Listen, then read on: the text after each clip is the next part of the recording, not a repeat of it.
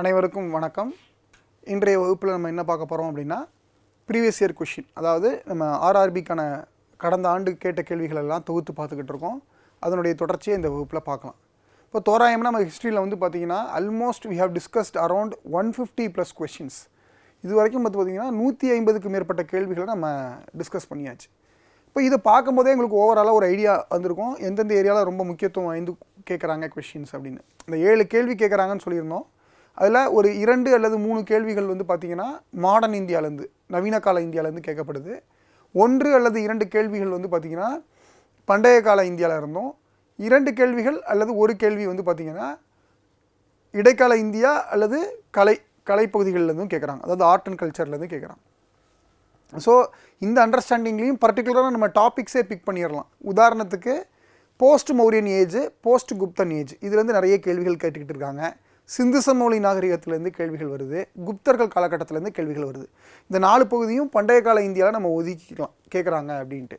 அதுக்கப்புறம் நவீன கால இந்தியா எடுத்துக்கிட்டிங்கன்னா இப்போ நிறைய கேள்விகள் எப்படி இருக்குது அப்படின்னு பார்த்திங்கன்னா, ட்ரைபல் ரிவால்ட்டு ஆண்டுகள் குறித்து இருக்குது. அதாவது பழங்குடியினர்களுடைய கிளர்ச்சி அது நடைபெற்ற ஆண்டு தொடர்பாக தோராயமாக நிறைய கேள்விகள் கேட்கப்படுது. அதுக்கப்புறம் வந்து பார்த்திங்கன்னா இந்த மூமெண்ட்டில் புத்தகங்கள் எழுதியிருக்கா, இல்லாட்டி இந்த இந்திய தேசிய இயக்கத்தில் இருக்கக்கூடிய முக்கியமான விஷயங்கள், குவிட் இந்தியா மூமெண்ட்டு, அந்த மாதிரி சில இயக்கங்கள் குறித்து, சுதேசி இயக்கம், இது குறித்து கேட்குறாங்க கேள்வி. இது போக நம்ம குறிப்பாக இன்னும் ரொம்ப கான்சென்ட்ரேட் பண்ணி படிக்க வேண்டியது என்னென்னா, இலக்கியங்கள், லிட்ரேச்சர்லேருந்து கண்டிப்பாக ஒரு கொஸ்டின் வந்துடுது. ஸோ இந்த பேட்டர்னை தான் தே ஆர் ஃபாலோயிங் இன் 2025. 2025 இவங்க இத்தனை கேள்விகள் கேட்டதில் எல்லாத்துலேயுமே இந்த பேட்டர்ன் தான் அவங்க ஃபாலோ பண்ணியிருக்காங்க. ஸோ இன்றைய வகுப்புலையும் நம்ம இதை என்னங்கிறத தெளிவாக நம்ம பார்த்துடலாம். ஸோ ஃபஸ்ட்டு கேள்வி பாருங்கள். நம்ம ஆல்ரெடி 70 கேள்விக்கு மேலே சால்வ் பண்ணியிருந்தோம். இது 71வது கேள்வி. Who among the following was the old zamindar from Bihar who joined the rebel sepoys during the revolt of 1857 and battled with British for many months? So Bihar பகுதிகளிலேருந்து 1857 நடந்த பெரும்புரட்சி காலகட்டத்தில் யார் பங்கு பெற்றா, யார் தலைமை தாங்கி பங்கு பெற்றா, எந்த ஜமீன்தார் அப்படின்னு சொல்லி கேட்டிருக்காங்க. பக்த் கான் கிடையாது. ஹீஸ் எ ஜென்ரல் ஃப்ரம் டெல்லியில் இருந்தார். ஜென்ரல் முகலாய பேரரசர் பகதூர் ஷாவுடைய ஜென்ரலாக இருந்தார். பகதூர் ஷா 2 ஓட ஜென்ரலாக இருந்தார். தாந்தியா தோப் அவரும் கிடையாது. தாந்தியா தோப் வந்து பார்த்திங்கன்னா 2 பகுதிகளில் சண்டை போட்டிருப்பார். ஒன்று கான்பூரில் நானா சாஹிப்போட இணைஞ்சு, இன்னொன்று வந்து பார்த்திங்கன்னா ஜான்சியில் ராணி லக்ஷ்மி பாயோட இணைந்து சண்டை போட்டிருப்பார். ஸோ தாந்தியா தோப்பும் கிடையாது. அகமதுல்லா ஷா அவரும் கிடையாது. ஆப்ஷன் வந்து Kunwar Singh. He is known as lion of Bihar. பீகாரின் சிங்கம் என்று அழைக்கப்பட்டார் குன்வர் சிங். ஸோ குன்வர் சிங்கை யார் வீழ்த்துவா? இவர் கிளர்ச்சி செஞ்சிருப்பார். ஆங்கிலேய அரசாங்கத்துக்கு எதிராக, கிழக்கிந்திய கம்பெனிக்கு எதிராக கிளர்ச்சி செஞ்சிருப்பார். குன்வர் சிங்கை வீழ்த்தியது யார்? எந்த ஆங்கிலேய அதிகாரி குன்வர் சிங்கை வீழ்த்தினார்னா டெய்லர், வில்லியம் டெய்லர் அப்படிங்கிறவர் தான் என்ன பண்ணியிருப்பார்னா குன்வர் சிங்கை வீழ்த்தியிருப்பார். குன்வர் சிங் இந்த போராட்டத்தில் அப்போ அவருடைய கையை இழந்துடுவார். அதுக்கப்புறம் ஒரு சில மாதங்கள் சண்டையிட்டு அப்படியே அவர் இறந்து போயிடுவார். ஹீஸ் ஆல்சோ என் ஓல்டு மேன். ஞாபகம் வச்சுக்கோங்க, அவர் வந்து யங் பிளட் கிடையாது. நானா சாஹிப் மாதிரியோ, தாந்தியா தோப் மாதிரியோ, ராணி லக்ஷ்மி பாய் மாதிரியோ ஒரு இளம் ரத்தம் கிடையாது. அவர் கொஞ்சம் முதியவர் தான். ஓகேங்களா? ஸோ ஆன்சர் வந்து option C, Kunwar Singh. He is known as lion of Bihar அப்படிங்கிறது ஞாபகம் வச்சுக்கோங்க. பீகாரின் சிங்கம் என்று அழைக்கப்பட்டார். ஓகே, அடுத்த கொஸ்டின்.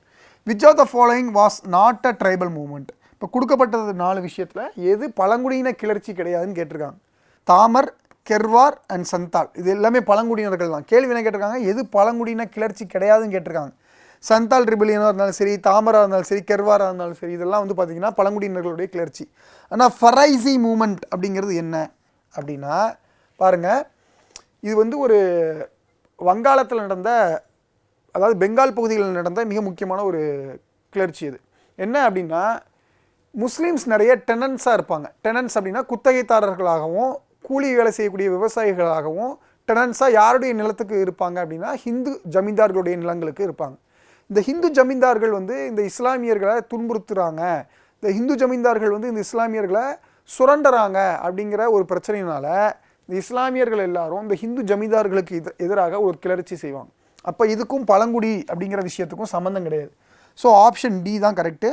ஏன்னா இது வந்து ஒரு சிவில் ப்ராப்ளம்.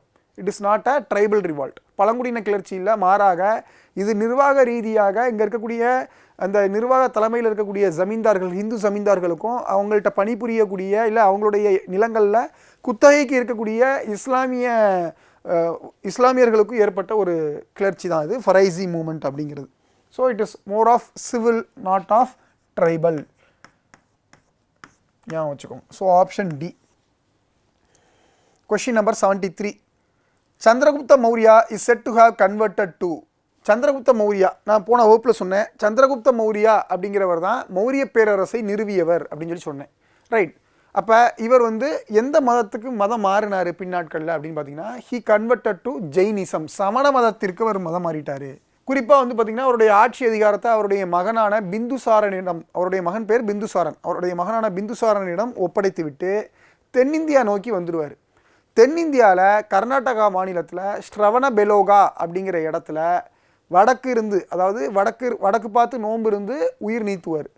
ஸோ வடக்கு இருக்குதல் அப்படிங்கிறது என்னென்னா, அங்கே வந்து சமண மதத்தில் சலேகனா அப்படிம்பாங்க, நோன்பு இருத்தல். நோன்பு இருந்து அவர் வந்து உயிர் நீத்துருவார். அவருடைய குருவாக யார் இருப்பாங்கன்னா பத்ரபாகு அப்படிங்கிறவர் தான் அவருடைய குருவாக செயல்பட்டிருப்பார். ஸோ கர்நாடகா மாநிலத்துக்கு வந்து ஸ்ரவண பெலோகா அப்படிங்கிற இடத்துல வடக்கு இருந்து நோம்பு இருந்து, அதாவது சலேக்கனை ப்ராக்டிஸ் பண்ணி உயிர் நீத்துருவார் சந்திரகுப்த மௌரியா அப்படிங்கிறவர். அப்போ அவர் ப்ராக்டிஸ் பண்ண மதம் என்னென்னா சமண மதம். இன்ட்ரெஸ்டிங்காக என்னென்னா, சந்திரகுப்த மௌரியாவுடைய பையன் பேர் பிந்துசாரர். அந்த பிந்துசாரர் எந்த மதத்தை பின்பற்றினார்னா ஆசீவிகம், அஜ்விகாஸ் அப்படின்னு சொல்லுவோம், அதை பின்பற்றியிருப்பார். யார்? பிந்துசாரர். பிந்துசாரருடைய பையன் பேர் அசோகர், அசோகா நம்ம படிச்சிருக்கோம், அசோகா. ஸோ அசோகர் எந்த மதத்தை பின்பற்றியிருப்பாருன்னு உங்களுக்கு தெரியும் எல்லாருக்கும். அவர் வந்து ஹி ஃபாலோட் புத்திசம், பௌத்தம். அப்போ தாத்தா ஜெயினிசம் சந்திரகுப்த மௌரியா, அவருடைய அப்பா பிந்துசாரர் ஆசீவிகம், அவருடைய பையன் பௌத்தம் அசோகர் அப்படிங்கிறவர் புத்திசம் ஃபாலோ பண்ணார். ஸோ 3 பேரும் வெவ்வேறு மதங்களை ஃபாலோ பண்ணியிருப்பாங்க. So Chandragupta Maurya is said to have converted to which ரிலீஜன்னா he was converted to Jainism. அன்றைக்கெலாம் கிறித்துவம் அப்படிங்கிறது பிறக்கவே கிடையாது. சரிங்களா? Okay. 74. Which are the following act provide a regular code of all regulation that could be enacted for a internal government of British India. So it is Pitt's India act 1784. Which are the following act provided a regular code for all regulation that could be enacted for the internal government of British India. So it is a Pitt's India act. Pitt's இந்திய சட்டம் 1784. So இந்த சட்டத்துக்கு இன்னொரு சிறப்பும் உண்டு. என்ன சிறப்பு? இந்த சட்டம் தான் முதல் என்ன பண்ணுது, it brought a dual government, double government அப்படிங்கிற கான்செப்டை கொண்டு வருது, கவர்மெண்ட் அப்படிங்கிறத. லைக் எப்படி? ஃபஸ்ட்டு வந்து பார்த்தீங்கன்னா court of directors,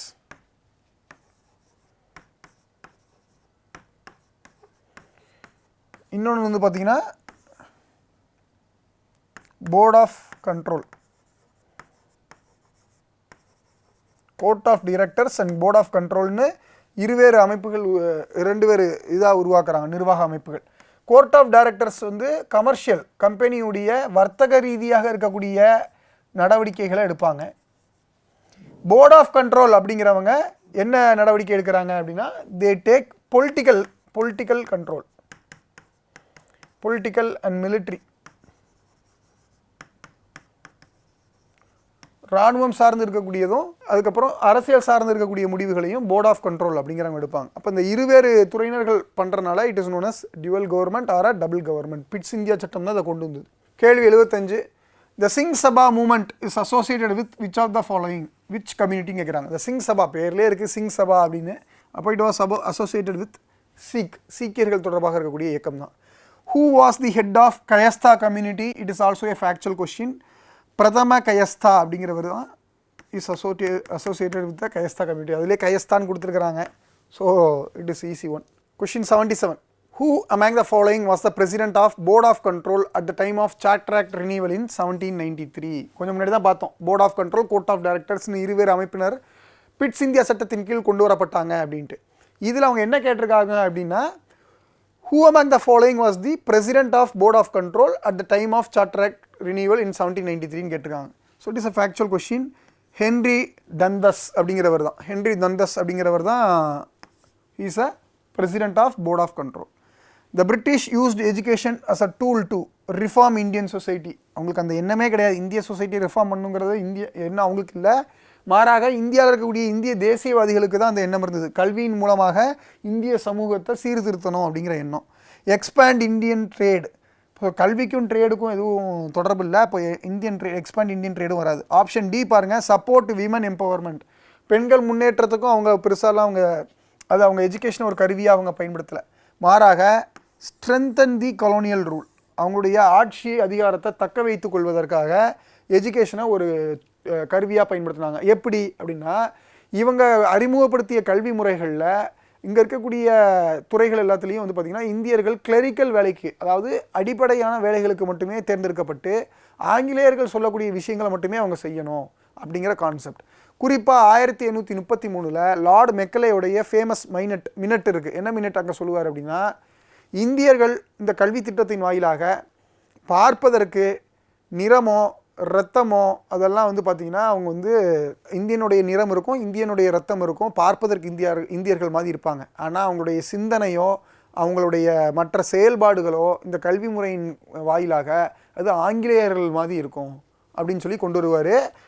the famous lord Macaulay minute, Macaulay கல்வி திட்டம் அப்படின்னு சொல்லி நம்ம இன்றளவும் நம்ம பேசிக்கிட்டு இருப்போம். 1833 அவர் அறிமுகப்படுத்தியது. அப்போது கல்வியை ஒரு ஆயுதமாக கல்வியை ஒரு கருவியாக பயன்படுத்தி இந்தியாவில் அவங்களுடைய கொலோனியல், அதாவது ஆட்சியை நிலைநிறுத்தி கொள்வதற்கு அவங்க முற்பட்டாங்க. ஸோ ஆப்ஷன் சி தான் correct answer. They never want to reform Indian society, they never want to support women empowerment, அதெல்லாம் கிடையவே கிடையாது. இதெல்லாமே நடந்திருக்கு, நடக்கலன்னு நான் சொல்லலை. இந்திய சமூகத்தில் இருக்கக்கூடிய மாற்றமோ இல்லை பெண்களுக்கு கல்விக்கான மாற்றமோ பெண்கள் வந்து முன்னுரிமை பெறுவதற்கான மாற்றமோ நடந்திருக்கு. அது எல்லாமே இந்தியர்கள் முன்னெடுத்து ஆங்கிலேயர்கள் வழங்கியிருக்கிறாங்க, ஆங்கிலேயர்களாக கொடுத்தது பெரும்பாலும் கிடையாது. சரிங்களா? தென் கேள்வி 79, who discover the Maski Ashoka inscription? Maski அப்படிங்கிறது யார் இது பண்ணியிருக்காங்க அப்படின்னு சொல்லி கேட்டிருக்காங்க. ஸோ இந்த மஸ்கி அப்படிங்கிறது ஆக்சுவலாக இட் இஸ் இன் கர்நாடகா. இந்த மஸ்கி இன்ஸ்கிரிப்ஷன், அதாவது அசோகருடைய கல்வெட்டுகளை நம்ம 3 வகையாக பிரிப்போம். பெரும்பாறை கல்வெட்டுகள், சிறும்பாறை கல்வெட்டுகள், அதுக்கப்புறம் பார்த்திங்கன்னா தூண் கல்வெட்டு அப்படின்னு 3 நம்ம பிரிப்போம். இதில் மஸ்கி அப்படிங்கிற கல்வெட்டு வந்து பார்த்திங்கன்னா கர்நாடகாவில் இருக்கும். இந்த மஸ்கிக்கு தனிச்சிறப்பு உண்டு. ஏன்னா அசோகர் அப்படிங்கிற பெயர் வந்து ஒரு சில கல்வெட்டுகளில் மட்டும்தான் நேரடியாக குறிப்பிடப்பட்டிருக்கும். பெரும்பாறை கல்வெட்டுகள் எதுவும் பெருசாக இருக்காது. சிறும்பாறை கல்வெட்டுகளில் ஒரு சில இடங்களில் குறிப்பிடப்பட்டிருக்கும். மற்ற இடங்கள் எல்லாமே அவர் வந்து நான் வந்து இறைவனுக்கு பிரியமானவன் அப்படிங்கிற வார்த்தையை தான் அவர் பொறிச்சிருப்பார். இது நமக்கு மஸ்கி அசோகா இன்ஸ்கிரிப்ஷன் வந்து யாரால் கண்டுபிடிக்கப்படுதுன்னா சி பீடன் அப்படிங்கிறவரால் கண்டுபிடிக்கப்படுது, ஞாபகம் வச்சுக்கோங்க. அடுத்த கேள்வி 80, in the Harappan civilisation cire perdue or lost wax process was use to make a statue of which material? To make a statue of which மெட்டீரியல்னு கேட்டிருக்காங்க. பிரான்ஸ். ஸோ அந்த வெங்கல நடனமங்கையின் சிலைலாம் வந்து பார்த்திங்கன்னா பிரான்ஸில் நம்ம வந்து இந்த லாஸ்ட் வேக்ஸ் டெக்னிக் அதான் யூஸ் பண்ணுவோம். அதாவது லாஸ்ட் வேக்ஸ் டெக்னிக்னால் ஒரு அச்சு ஒன்று செஞ்சு அதில் வேக்ஸை வந்து உள்ளே வச்சுட்டு அந்த வேக்ஸை எடுத்துட்டாங்கன்னா அந்த அச்சோடைய சைஸ் அப்படியே இருக்கும். அதில் என்ன மெட்டீரியல் வேணுமோ நம்ம அதை போட்டுடலாம், எந்த உலோகம் வேணுமோ அதை உள்ளே ஃபில் பண்ணிடலாம். அப்போ பிரான்ஸ் அதில் ஃபில் பண்ணிட்டாங்கன்னா அந்த சிற்பம் பார்ப்பதற்கு அந்த வேக்ஸில் இருக்கக்கூடிய கேப்பை ஃபில் பண்ண மாதிரியே இருக்கும். ஸோ இன்றளவும் இந்த டெக்னிக்ஸ் நம்ம இன்னும் யூஸ் பண்ணுறாங்க. இந்தியாவில் இன்னும் ஒரு சில பகுதிகளெல்லாம் வந்து பார்த்திங்கன்னா, குறிப்பாக இந்தியாவுடைய வடமேற்கு பகுதி ராஜஸ்தான் போன்ற பகுதிகளெலாம் பார்த்திங்கன்னா இந்த லாஸ்ட் வேக்ஸ் டெக்னிக் வந்து ஸ்டில் தே ஆர் யூஸிங். இது one of the oldest technique தான். ஆனால் இன்றளவும் நம்ம கொஞ்சம் நவீனப்படுத்தி அதை பயன்படுத்திக்கிட்டு இருக்கோம். இன்றைக்கி 3D டெக்னாலஜி 3D பிரிண்டிங்ஸ்லாம் வந்துருச்சு. இருந்தாலும் இந்தியாவில் ஒரு சில பகுதிகளில் வந்து ஒரு குறிப்பிட்ட லெவலில் கம்மியான எண்ணிக்கையில் நமக்கு ஒரு பொருளை உற்பத்தி பண்ணணும், ஒரு பொம்மையை உற்பத்தி பண்ணணும்னா இந்த லாஸ்ட் வேக்ஸ் டெக்னிக்கை இன்றைக்கும் பயன்படுத்திட்டு தான் இருக்கிறாங்க. ஸோ இது இன்னும் பயன்பாட்டில் இருக்குது. அப்போ கிட்டத்தட்ட 5000 ஆண்டுகளாக நம்ம வந்து என்ன பயன்படுத்திக்கிட்டு இருக்கோம்? சிந்து சமவெளி நாகரிகத்திலேருந்து பல விஷயங்களை நம்ம பயன்படுத்திக்கிட்டு இருக்கிறோம். 5000 ஆண்டுகள் ஆயிடுச்சு சிந்து சமவெளி நாகரிகம் தோற்றமடைந்தது. 3000 BCEயில் தோற்றமடைந்தது, 3000 BCEயில். இப்போ நம்ம இருக்கிறது 2000 CEயில் இருக்கும். அப்போ 3000லேருந்து 0 வரைக்கும் 3000 வருஷம், 0லேருந்து 2000 வரைக்கும் 2000 வருஷம், கிட்டத்தட்ட தோராயமாக 5000 ஆண்டுகளாக நம்ம இந்த டெக்னிக் இன்னும் ஃபாலோ பண்ணிகிட்டு இருக்கோம். இந்த டெக்னிக் மட்டும் இல்லை, சிந்து சமவெளி நாகரிகத்தில் இருக்கக்கூடிய பல்வேறு அம்சங்களை இன்றளவும் நம்ம வந்து பயன்படுத்திக்கிட்டு தான் இருக்கோம். தென் கேள்வி 81, in which year did Francois Martin established Pondicherry which later emerged as the headquarters of French in India? So it is in 1674. It is a factual question. இந்த ஃப்ரான்காய்ஸ் மார்டின் அப்படிங்கிறவர் ஷேர்கான் லோடி அப்படிங்கிற ஒரு நபர்கிட்டருந்து, ஷேர்கான் லோடி அப்படிங்கிறவர் யார் அப்படின்னா இஸ் அ கவர்னர், பிஜப்பூர் சுல்தானுடைய ஆளுநராக செயல்பட்டு இருப்பார் ஷேர்கான் லோடி அப்படிங்கிறவர். இவர்கிட்டருந்து தான் இந்த ஃப்ரான்காய்ஸ் மார்டின் அப்படிங்கிறவர் 1674 வள்ளிகொண்டபுரம் அப்படிங்கிற ஊரை விலைக்கு வாங்கி ஹி டெவலப்டு திஸ் பிளேஸ், இந்த வில்லேஜை வள்ளிகொண்டபுரம் அப்படிங்கிற கிராமத்தை ஹி டெவலப்டு இன்டு பாண்டிச்சேரியாக மாற்றுவாங்க. ஸோ அதுதான் எந்த ஆண்டுனா 1674 ஞாபகம் வச்சுக்கோங்க. ஷேர்கான் லோடி அப்படி இவர் அரசர் கிடையாது, இவர் ஒரு ஆளுநர். அப்போ அரசர் யாருன்னா பிஜப்பூர் அரசருடைய இடம் அது. பிஜப்பூர் சுல்தானியர்கள் அப்படின்னு இருப்பாங்க. பிஜப்பூர் கிங்கோட கவர்னர் தான் யார்? ஷேர்கான் லோடி. இந்த ஷேர்கான் லோடிட்டு வள்ளிகொண்டபுரம் அப்படிங்கிற ஒரு கிராமத்தை விலைக்கு வாங்கி அது பின்னாட்களில் பாண்டிச்சேரியாக டெவலப் பண்ணுவாங்க. இந்த பாண்டிச்சேரியில் புகழ்பெற்ற ஒரு கோட்டையும் கட்டுவாங்க, செயின்ட் லூயிஸ் கோட்டை கட்டப்படும் ஃப்ரெஞ்ச் அவங்களால. So answer 1674. அடுத்த கேள்வி number 82. Which leader collaborated with Mahatma Gandhi during the Kheda Satyagraha in 1918? 1918 Kheda சத்தியாகிரகத்தில் எந்த இந்திய தலைவர்கள் காந்தியோட கை கோர்த்தாருன்னு கேட்டிருக்காங்க. காந்தி இந்தியா வந்ததுக்கு பிறகு மிக முக்கியமான 3 போராட்டங்களை முன்னெடுப்பார். 1917 பார்த்திங்கன்னா சம்பாரன் சத்தியாகிரகா அப்படின்னு பீகார் மாநிலத்தில் இருக்கக்கூடிய ஒரு கிராமத்தில் அந்த சம்பாரன் சத்தியாகிரகம் நடக்கும். அந்த சத்தியாகிரகம் தான் காந்தியுடைய முதல் சட்ட மறுப்பு போராட்டம். இந்தியாவில் காந்தியுடைய ஃபர்ஸ்ட் சிவில் டிசோபீடியன்ட் மூவ்மெண்ட்னா சம்பாரன் சத்தியாகிரகா இன் பீகார். ரெண்டாவது அவர் முன்னெடுத்த போராட்டம் பார்த்திங்கன்னா அகமதாபாத் மில் ஸ்ட்ரைக், அகமதாபாத் ஆலை போராட்டம் முன்னெடுப்பார். அங்கே அவர் தொழிலாளர்களுக்காக அந்த போராட்டத்தை முன்னெடுப்பார். அதுதான் காந்தி இந்தியாவில் முன்னெடுத்த முதல் உண்ணாவிரதம், ஃபஸ்ட்டு ஹங்கர் ஸ்ட்ரைக் அப்படிங்கிறது. இது எப்போ நடக்கும்னா 1918 மார்ச் மாதம் 1வது வாரத்தில் நடக்கும். அதைத் தொடர்ந்து அதே ஆண்டு 1918 அதே மாதம் மார்ச், ஆனால் 3வது வாரத்தில் மார்ச் மாதம் 1 வாரம் நடந்தது அகமதாபாத் ஆலை போராட்டம். 3வது வாரத்தில் கேதா அப்படிங்கிற பகுதி, குஜராத்தில் பார்த்திங்கன்னா கேதாங்கிற பகுதியில் ஒரு போராட்டத்தை முன்னெடுக்கிறார்.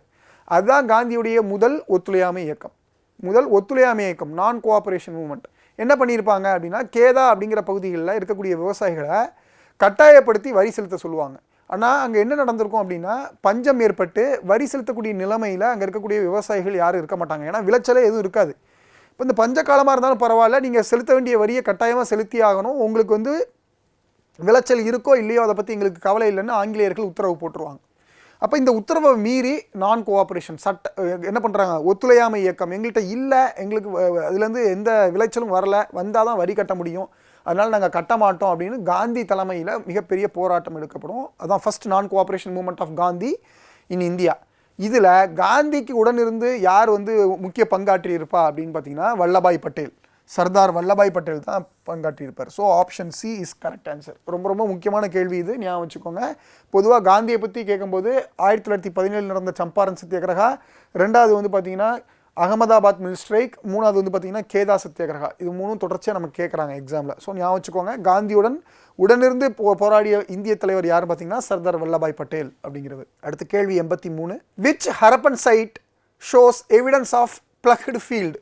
அதாவது உழுசால் நிலங்கள் எந்த ஹரப்ப பகுதிகளில், ஹரப்ப நாகரிகத்தில் எந்த பகுதிகளில் உழுசால் நிலம் கண்டுபிடிக்கப்பட்டிருக்கு, அதாவது உழுது போட்ட நிலம் எங்கே கண்டுபிடிக்கப்பட்டிருக்கு அப்படின்னா we all know that it is in காளிபங்கனில் தான் இது கண்டுபிடிச்சிருக்காங்க. காளிபங்கன் அப்படின்னா என்ன பொருள் அப்படின்னா கருப்பு வளையல் அப்படின்னு அர்த்தம்.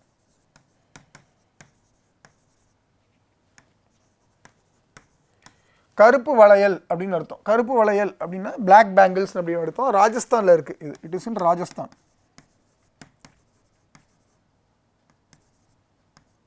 ராஜஸ்தான் பகுதிகளில் இருக்குது. அப்போ உழுசால் நிலம் எங்கே கண்டெடுக்கப்பட்டிருக்குன்னா காளிபங்கனில் கண்டெடுக்கப்பட்டிருக்கு. ரொம்ப முக்கியமான ஒரு பகுதி இது காளிபங்கன் அப்படிங்கிறது. அடுத்து, which of the following companies assisted Raja of Cochin in expelling the Portuguese from his kingdom அப்படின்னு சொல்லி கேட்டிருக்காங்க. ஸோ நம்ம எல்லாருக்குமே தெரியும், இந்தியாவுக்கு வந்தவங்க யாருன்னா போர்ச்சுகீஸை தொடர்ந்து அடுத்து இந்தியாவுக்கு வந்தவங்க டச்சு, அப்புறம் இங்கிலீஷ், அதான் ஆங்கிலேயர்கள், அப்புறம் டேனியர்கள், அப்புறம் கடைசியாக வந்தவங்க ஃப்ரெஞ்சு. இந்த 5 வருஷம் தான் இப்படி வந்தாங்க. ஸோ போர்ச்சுகீசியர்கள் 1498 இந்தியாவுக்கு வந்துடுவாங்க.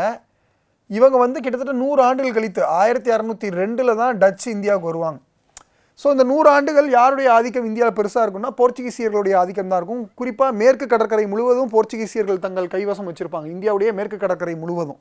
இப்போது இவங்களை யார் ரீப்ளேஸ் பண்ணுவாங்கன்னா டச்சு தான் பெரும்பகுதிகளில் ரீப்ளேஸ் பண்ணிடுவாங்க. இந்தியாவுடைய மேற்கு கடற்கரை முழுவதும் போர்ச்சுகீசியர்கள் கைவசம் இருக்கக்கூடிய பெரும்பகுதிகள் டச்சு கைவசம் மாறிடும் 100 ஆண்டுகள் கழித்து. ஏன்னா டச்சு வந்து போர்ச்சுகீஸை எல்லா இடத்துலையும் வீழ்த்திடுவாங்க, இன்க்ளூடிங் சிலோன், அதாவது இன்றைக்கி இருக்கக்கூடிய ஸ்ரீலங்கா பகுதியும் டச்சால் கைப்பற்றப்படும். ஸோ இதுக்கு ஆன்சர் நமக்கு ரொம்ப ஈஸி, டச்சு. ஞாபகம் வச்சுக்கோங்க, போர்ச்சுகீசியர்களை வீழ்த்தி டச்சு பெரும்பகுதிகளை கைப்பற்றிடுவாங்க. கொச்சியோடைய ராஜாவுக்கு யார் துணை புரிஞ்சிருக்கிறாங்கன்னா டச்சு தான் துணை புரிஞ்சிருக்கிறாங்க. Then question number 85. One important outcome of British social reform was spread of religious fundamentalism. கிடையாது. ஆங்கிலேயர்கள் கொண்டு வந்த சமூக சீர்திருத்தத்தினால் என்ன விளைவு ஏற்பட்டதுன்னு கேட்டிருக்காங்க. ஸ்ப்ரெட் ஆஃப் ரிலீஜியஸ் ஃபண்டமெண்டலிசம் அப்படின்னா என்ன? அடிப்படைவாதம் வளர்ந்துதா, மதவாதம் அல்லது மதம் சார்ந்த அடிப்படைவாதம் வளர்ந்துதான்னு கேட்டிங்கன்னா கிடையாது. இன்க்ரீஸ் இன் கேஸ்ட் ரிஜிடிட்டி இல்லை, அதாவது ஜாதிய கட்டுமானங்கள் இன்னும் ரொம்ப அதிகமாச்சா அப்படின்னா இல்லை. டிக்ளைனிங் இன் எஜுகேஷன் அதுவும் கிடையாது. Emergence of women in public life, yes. இவங்க கொண்டு வந்த சீர்திருத்தத்தினால பெண்களுக்கு வந்து நிறைய பொது வாழ்க்கையில் பெண்கள் ஈடுபடுவதற்கான வாய்ப்பு சந்தர்ப்பம் நிறைய பெருசாக கிடச்சிது. அதுதான். ஏன்னா நிறைய சட்டங்கள் பார்த்துருப்போம். Sati, abolition of sati, widow remarriage act,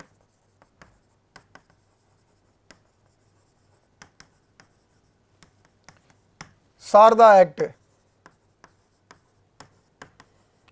age consent bill,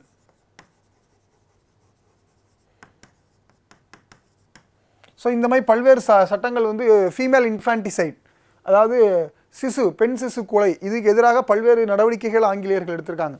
இது அவங்க தன்னிச்சையாக எடுக்கலை, அதுவும் நான் சொல்லிடுறேன். இந்த நடவடிக்கைகள்லாம் அவங்க எடுத்தது இந்தியாவில் இருக்கக்கூடிய சமூக சீர்திருத்தவாதிகள், இந்திய தேசியவாதிகளுடைய தொடர் கோரிக்கை, தொடர் போராட்டத்தின் பெயர்களில் இவங்க இந்த சமூக சீர்திருத்தத்தெல்லாம் முன்னெடுத்தாங்க. அதில் பெரிதும் பயனடைஞ்சது யாருன்னா பெண்கள். அதுதான். ஓகேங்களா. கேள்வி 86. Who succeeded Ashoka to the throne? நம்ம பார்த்தோம், சந்திரகுப்த மௌரியா, அதுக்கப்புறம் பிந்துசாரருக்கு பிறகு அவருடைய மகனான அசோகர். இப்போ அசோகருக்கு அப்புறம் யார் ஆட்சி அதிகாரத்தை மௌரிய பேரரசில் கைப்பற்றினா அப்படின்னு பார்த்தீங்கன்னா அசோகருடைய பையனான தசரதன் அப்படிங்கிறவன் கைப்பற்றினான். அதுக்கப்புறம் சம்பிருத்தி, இந்த மாதிரி ஒவ்வொருத்தராக வருவாங்க. கடைசி அரசன், அதாவது மௌரிய பேரரசில் கடைசி அரசன் யாருன்னா பிருஹத்ரதன். பிருஹத்ரதா இந்த பிருஹத்ரதா அப்படிங்கிறவர் தான் கடைசி அரசன் மௌரிய பேரரசில். இவரை கொண்டு இவரை வீழ்த்தி கொன்ன பிறகு தான் ஆட்சி அதிகாரத்தை சுங்கர்கள், புஷ்யமித்ர சுங்கர் வந்து கைப்பற்றுவார். சரிங்களா. இப்போ அசோகா வம்சத்தில் அசோகருக்கு பிறகு யார் ஆட்சியாளராக வந்தாங்கன்னா தசரதன் அப்படிங்கிறவர் ஆட்சியாளராக வரார். அடுத்து த Maitrakas of Vallabhi were initially, பாருங்கள், மைத்ரகாஸ் ஆஃப் வல்லபி இது எந்த இடத்துல இருக்குன்னு சொல்லியிருக்கேன். சென்ற வகுப்பில் நம்ம டிஸ்கஸ் பண்ணியிருந்தோம். இவங்க வந்து தே ரூல்டு ஃப்ரம் குஜராத் பகுதிகளிலிருந்து ஆட்சி செஞ்சுருக்காங்கன்னு போன வகுப்பில் நம்ம டிஸ்கஸ் பண்ணியிருந்தோம். தேவல் ரைவல்ஸ் ஆஃப் குப்தாஸா? அப்படி இல்லை, குப்தர்களுக்கு பிறகு வந்தவங்க தான் இவங்க. They are subordinate to Guptas. ரெண்டாவது சபார்டினேட் டு குப்தாஸ், ரைட், அதான் answer correct. Rulers of independent empire கிடையாது, பார்ட் ஆஃப் ஹூனாஸும் கிடையாது. ஸோ ஆன்சர் வந்து B, they are subordinate Guptas. குப்தர்களுடைய வீழ்ச்சிக்கு பிறகு மைத்ரகாஸ் கொஞ்சம் வளர்ச்சி பெற்று ஒரு ராஜ்ய அதிகாரங்களை கைப்பற்றுவாங்க குஜராத் பகுதிகளை. Singphos rebellion is associated with which region of the present day? Assam. Simple question. It is a direct factual question. It is Assam answer. Okay, then question number 89. Swadesh Sevak Home is related to which of the following national freedom initiatives? Swadesh Sevak Home is related to which of the following national freedom initiatives? It is related with Gadar movement. See, home rule movement கிடையாது, நான் cooperation movement கிடையாது, சுதேசி movement கிடையாது. ஸ்வதேஷ் சேவக் home அப்படிங்கிறது காதர் இயக்கத்தோட தொடர்புடையது. இந்த காதர் இயக்கம் அப்படிங்கிறது ஒரு புரட்சிகர இயக்கம். இந்த புரட்சிகர இயக்கம் எங்கே ஆரம்பிக்கப்பட்டதுன்னா சான் பிரான்சிஸ்கோவில் ஆரம்பிக்கப்படுது. யூஎஸ்ஏல இருக்கக்கூடிய சான் பிரான்சிஸ்கோவில் ஆரம்பித்தாங்க. இது ஆரம்பித்தது யாருன்னா கர்த்தார் சிங், அதுக்கப்புறம் வந்து பார்த்திங்கன்னா லாலா ஹர்தயால், சோஹன் சிங் பக்னா, இந்த மாதிரி சில தலைவர்கள், பெரும்பாலும் வந்து பார்த்திங்கன்னா சீக்கிய தலைவர்களால் யூஎஸ்ஏ சான் பிரான்சிஸ்கோவில் வட அமெரிக்காவில் தொடங்கப்பட்ட ஒரு அமைப்பு தான் இந்த காதர் இயக்கம். இந்த காதர் இயக்கத்தில் தான் இந்த இது உண்டு, சுதேஷ் சேவக் ஹோம் அப்படிங்கிறது உண்டு. ஞாபகம் வச்சுக்கோங்க. இவங்க முதலாம் உலகப்போர் காலகட்டத்தில் உருவாகி வெளிநாடுகளில் இந்தியர்களுக்கு ஆதரவாக உருவாகி இங்கே இருக்கக்கூடிய ஆங்கிலேய அரசை வீழ்த்துவதற்கு நிறைய திட்டங்கள் வகுத்துக்கிட்டு இருந்தாங்க. காதர் இயக்கம் அப்படிங்கிறவங்க இவங்க ஒரு செய்தித்தாள் நடத்தினாங்க. அந்த செய்தித்தாள் பேரும் காதர் தான். இது என்ன ரொம்ப முக்கியம் அப்படின்னா, காதர் அப்படிங்கிற சொல்லுடைய பொருள் என்னென்னா புரட்சின்னு அர்த்தம். இட் இஸ் ரெபலியன், ரிவால்ட் அப்படின்னு அர்த்தம் காதர் அப்படின்னா. The Maski Ashoka inscription is situated in which of the following ஸ்டேட்னு கேட்டிருக்காங்க. இது நம்ம ஆல்ரெடி கொஞ்சம் முன்னாடி தான் டிஸ்கஸ் பண்ணோம். It is in Karnataka. Maski அப்படிங்கிற கல்வெட்டு, மஸ்கி கல்வெட்டு கர்நாடகாவில் காணப்படுது. இந்த கல்வெட்டில் தான் அசோகருடைய பெயர் குறிப்பிடப்பட்டிருக்கு. Then what is the central theme of the first 5 anthologies? Kurunthogai, Akananuru, Ainkurunuru, Kalithogai of 8 தொகை சங்கம் லிட்ரேச்சர் அப்படின்னு கேட்டிருக்காங்க. அகம் எல்லாமே அகத்தை பற்றி பேசுது. அகம் புறம்னு நம்ம ரெண்டாக பிரிப்போம். சங்ககால இலக்கியங்களில் அகத்தை குறித்து பேசக்கூடியது குறுந்தொகை, நற்றிணை, அகநானூறு, ஐங்குறுநூறு, கலித்தொகை அப்படிங்கிற 8 தொகை பாடல்கள் இடம்பெறக்கூடியது எல்லாமே அகத்தை பற்றி பேசுது. ஓகேங்களா? Then what is the title of the poetry collection by Michael Madhusudan that published in 1849 that narrates the story of Prithviraj Chauhan? So இந்த பிருத்திவிராஜ் சௌஹன் அப்படிங்கிறவர் யார் அப்படின்னா, அஜ்மர் டெல்லியை ஆட்சி செய்து கொண்டிருந்த ஒரு ஆட்சியாளர், ராஜபுத்திர அரசன். இந்த பிருத்திவிராஜ் சௌஹானை தான் முதலாவது தரையின் போரில் வந்து பிருத்திவிராஜ் சௌஹான் வந்து முகமது கோரி அப்படிங்கிறவரை வீழ்த்துவார். இரண்டாவது தரையின் போர் 1192 இரண்டாம் தரையின் போர் நடக்கும். அதில் பிருத்திவிராஜ் சௌஹான் வீழ்த்தப்படுவார். யாரால் வீழ்த்தப்படுவார் அப்படின்னா, he was defeated by Mohammed கோரி. அப்போ அவர் தொடர்பாக கேள்வி கேட்டிருக்காங்க. What is the title of the poetry collection of Michael Madhusudan that published in 1849 that narrates the story of Prithviraj Chauhan? Prithviraj சௌஹானுடைய கதைகள் குறித்து இது என்ன குறிக்குது? The captive lady. I have to check this. நான் செக் பண்ணும் ஒரு தடவை நீங்கள் பார்த்துக்கோங்க. Then question number 93. The Maitrakas of Vallabhi were initially the subordinates of Guptas. கொஞ்சம் முன்னாடி தான் பார்த்தோம். they were the subordinates of Gupta. What was the name of the new department opened by Muhammad Tughlaq? This Muhammad bin Tughlaq for the development of agriculture. திவானை Kohi அப்படிங்கிறது தான் அந்த துறை. விவசாயத்துக்கென்றே முதலாக தனியாக ஒரு துறையை ஆரம்பித்த சுல்தான் அரசர் யாருன்னு கேட்டிங்கன்னா, முகமது பின் துக்ளக் அப்படிங்கிறவர் தான் ஆரம்பிச்சிருப்பாரு. திவானை ரிசாலத் அப்படிங்கிறது மதம் சார்ந்த நடவடிக்கைகள் தொடர்பாக, நாலாவதாக இருக்கக்கூடியது மதம் சார்ந்த நடவடிக்கை தொடர்பாக இருக்கக்கூடியது. திவானை விசாரத் அப்படிங்கிறது ஃபினான்ஸ் அண்ட் ஓவரால் இருக்கக்கூடிய, அதாவது நிதி இல்லை நிதி சார்ந்து ஓவராலாக இருக்கக்கூடிய விஷயம். குவாசா அப்படிங்கிறது பார்த்தீங்கன்னா it is related with justice, நீதி தொடர்பாக இருக்கக்கூடியது. ஒன்று நிதி, இன்னொன்று நீதி. இப்போ திவானை கோஹி அப்படிங்கிறது தான் it is related with agriculture. விவசாயம் சார்ந்து ஒரு துறை ஆரம்பித்தது Diwani Kohi. Who among the following appointed a superintendent that is Shahana i Mandi for the effective implementation of market reforms? அதாவது வேளாண் சீர்திருத்தம், அதுக்கப்புறம் வந்து பார்த்திங்கன்னா சந்தை சீர்திருத்தம், அதுக்கப்புறம் இராணுவ சீர்திருத்தம், இந்த எல்லா சீர்திருத்தத்தையும் பண்ணவர் யார் அப்படின்னா அலாவுதீன் கில்ஜி. 1290களிலேருந்து 1320 வரைக்கும் கில்ஜி வம்சம் இருப்பாங்க. அதில் குறிப்பாக 1296லேருந்து 1306 இல்லை 1316 இந்த காலகட்டம் வரைக்கும் வந்து பார்த்திங்கன்னா தோராயமாக அலாவுதீன் கில்ஜி ஒரு 15 வருஷம் ஆட்சி செஞ்சிருப்பாருன்னு வச்சுக்கோங்களேன். ஸோ அலாவுதீன் கில்ஜி பல்வேறு சீர்திருத்தங்கள் கொண்டு வருவார். இராணுவ சீர்திருத்தம், அதைத் தொடர்ந்து சந்தை சீர்திருத்தம், அதைத் தொடர்ந்து வந்து பார்த்திங்கன்னா வேளாண் சீர்திருத்தம் கொண்டு வருவார். இப்போ சஹானா ஐ மண்டி அப்படிங்கிறவர் ஒரு மார்க்கெட்டுடைய தலைவர். பல்வேறு மார்க்கெட் இருக்கும், சந்தைகள் இருக்கும். அந்த சந்தைக்கு ஒரு தலைவரை ஒருத்தர் நியமிப்பாங்க. அது பேர் ஷஹானா ஐ மண்டி. இந்த துறை எல்லாத்துக்கும் சேர்த்து ஒரு அமைச்சரை நியமிப்பாங்க. அது அமைச்சருடைய பேர் திவானை ரியாசத். ஞாபகம் வச்சுக்கோங்க, திவானை ரியாசத் அப்படிங்கிறது அந்த துறையுடைய பெயர், திவானை ரியாசத். சரி, அடுத்து who was the leader of Indian national army before சுபாஷ் Chandra Bose took charge? So இந்திய தேசிய இராணுவத்தை சுபாஷ் சந்திர போஸ் எடுத்துக்கொள்வதற்கு முன்பாக யார் தலைவராக இருந்தாங்கன்னு கேட்டிருக்காங்க. இந்த இந்திய தேசிய ஆர்மியோட இந்திய தேசிய இராணுவத்தோட 3 முக்கியமான நபர்கள் தொடர்புடையவங்க. முதல் யாருன்னா கேப்டன் மோகன் சிங். கேப்டன் மோகன் சிங் அப்படிங்கிறவர். அதைத் தொடர்ந்து ராஜ் பிஹாரி போஸ்.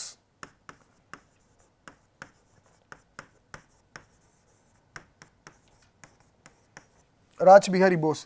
ஸோ இதில் ஆன்சர் பாருங்கள், who was the leader of the Indian national army before சுபாஷ் சந்திர போஸ் டுக் சார்ஜ் அப்படின்னு கேட்டிருக்காங்க. ஸோ இட் வாஸ் கேப்டன் மோகன் Singh, option B. Singphos rebellion. Singphos rebellion வந்து பார்த்தீங்கன்னா எங்கன்னு பார்த்தீங்கன்னா இட் வாஸ் இன் அசாம். அதுக்கடுத்து Dutch East India company trade on the Coromandel coast registered a significant increase in 17th century due to அப்படின்னு கேட்டிருக்காங்க. இது எதனால் டச் கம்பெனி வந்து வளர்ச்சி பெற்றதுன்னு கேட்டிருக்காங்க. Increase in demand of textiles, option B. Textiles from the south east Asian market. தென்கிழக்கு நாடுகள்லேருந்து இந்த துணி வகைகளுக்கு ஏற்பட்ட டிமாண்டு அதனால். Then last question, who among the following spearheaded the active non-cooperation movement famously known as Barasat rebellion against the British indigo planters அப்படின்னா it is Titumir. Option C Titumir. So நம்ம இது வரைக்கும் வந்து பார்த்திங்கன்னா 200க்கு மேற்பட்ட கேள்விகள், 250 கேள்விகளுக்கு மேலே நம்ம டிஸ்கஸ் பண்ணியாச்சு ஹிஸ்ட்ரியில். ஸோ இந்த செஷன்லேயே வந்து 100 கொஷின்ஸு, இதுக்கு முன்னாடி செஷனில் மோர் தென் 150 கொஷின்ஸ். ஸோ இந்த வகுப்பே உங்களுக்கு போதுமானதாக இருக்கும். உங்களுக்கு எங்கேருந்து கேள்வி கேட்பாங்க அப்படிங்கிறதும் ஒரு புரிதல் ஏற்பட்டிருக்கும். மீண்டும் அடுத்த வகுப்பில் உங்களை சந்திக்கிற வரைக்கும் உங்களுக்கு வந்து விடைபெறுறேன். நன்றி, வணக்கம்.